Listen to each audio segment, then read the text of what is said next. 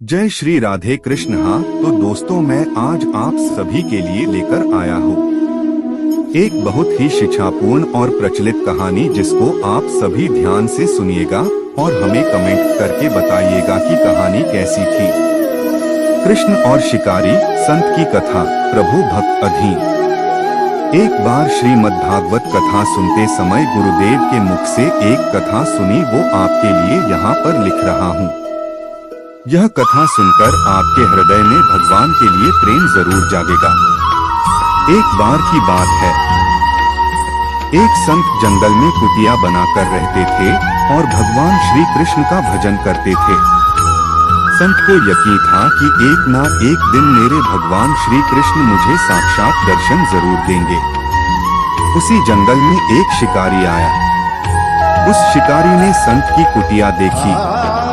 वह कुटिया में गया और उसने संत को प्रणाम किया और पूछा कि आप कौन हैं और आप यहाँ क्या कर रहे हैं। संत ने सोचा, यदि मैं इससे कहूँगा कि भगवान श्री कृष्ण के इंतजार में बैठा हूँ, उनका दर्शन मुझे किसी प्रकार से हो जाए, तो शायद इसको ये बात समझ में नहीं आएगी। संत ने दूसरा उपाय सोचा। संत ने किरात शिकारी से पूछा, भैया पहले आप बताओ कि आप कौन हो और यहाँ किस लिए आते हो।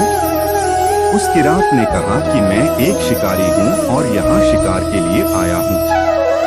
संत ने तुरंत उसी की भाषा में कहा, मैं भी एक शिकारी हूँ और अपने शिकार के लिए यहाँ आया हूँ। शिकार ने पूछा, अच्छा संत जी, आप ये बताइए आपका शिकार दिखता कैसे है? आपके शिकार का नाम क्या है?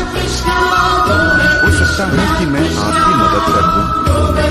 संत ने सोचा इसे कैसे बताऊं, फिर भी संत कहते हैं, मेरे शिकार का नाम है।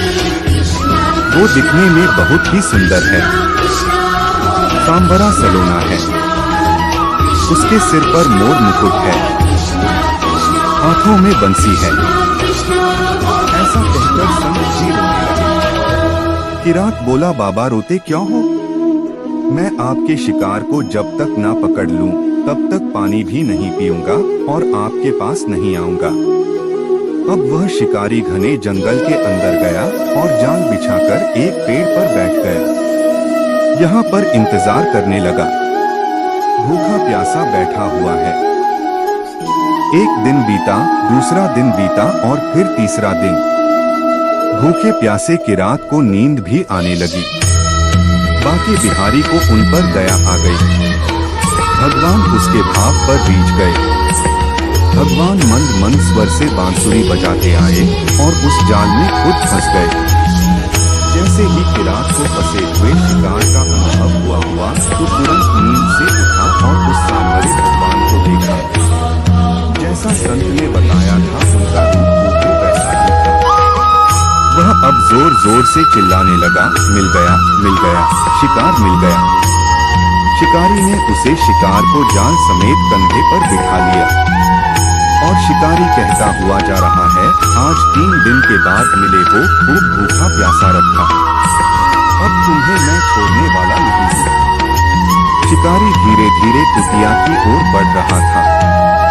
जैसे ही संत की कुटिया आई तो शिकारी आवाज लगाई, बाबा बाबा।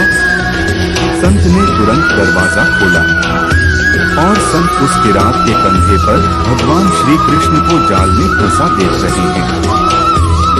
भगवान श्री कृष्ण जाल में फंसे हुए मंद मंद मुस्कुरा रहे हैं। किरात ने कहा, आपका शिकार लाया हूँ, मुश्किल से मिले हैं।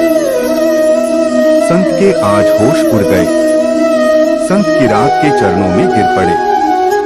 संत आज फूट फूट कर रोने लगे। संत कहते हैं, मैंने आज तक आपको पाने के लिए अनेक प्रयास किए प्रभु, लेकिन आज आप मुझे इस किरात के कारण मिले हो। भगवान बोले, इस शिकारी का प्रेम तुमसे ज्यादा है, इसका भाव तुम्हारे भाव से ज्यादा है, इसका विश्वास तुम्हारे विश्वास से ज्यादा है। इसलिए आज जब 3 दिन बीत गए तो मैं आए बिना नहीं रह पाया। मैं तो अपने भक्तों के अधीन हूँ और आपकी भक्ति भी कम नहीं है संत जी। आपके दर्शनों के फल से मैं इसे 3 ही दिन में प्राप्त हो गया। इस तरह से भगवान ने खूब दर्शन दिया और फिर वहां से भगवान चले गए। देखिए दोस्तों, चाहे आप किसी भी परिस्थिति में हो मगर भगवान को कभी मत भूलिएगा, क्योंकि आपका साथ तो हर व्यक्ति छोड़ देता है, मगर भगवान ही मात्र एक ऐसे हैं जिनकी भक्ति करे तो वह कभी नहीं छोड़ सकते हैं।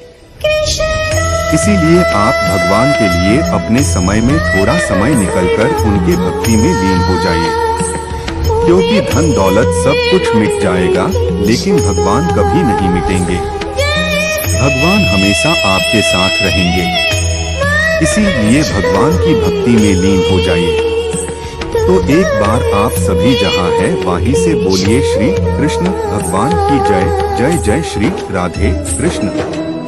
अगर हमारी वीडियो अच्छी लगी हो तो आपसे हाथ जोड़कर निवेदन है कि आप हमारे वीडियो को ज्यादा से ज्यादा शेयर करें, लाइक करें, सब्सक्राइब करें और